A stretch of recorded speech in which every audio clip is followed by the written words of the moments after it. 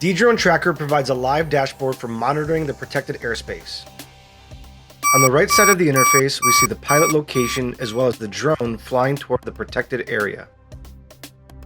The various detection capabilities are used in conjunction to provide accurate confirmation and localization of the target.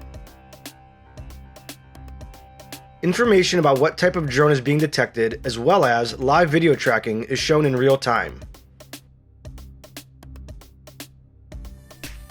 Security personnel are automatically notified upon detection of a drone in the pre-configured zones. Once an operator decides to mitigate the threat, they simply select the countermeasure and Dedrone Tracker activates the defeat capabilities.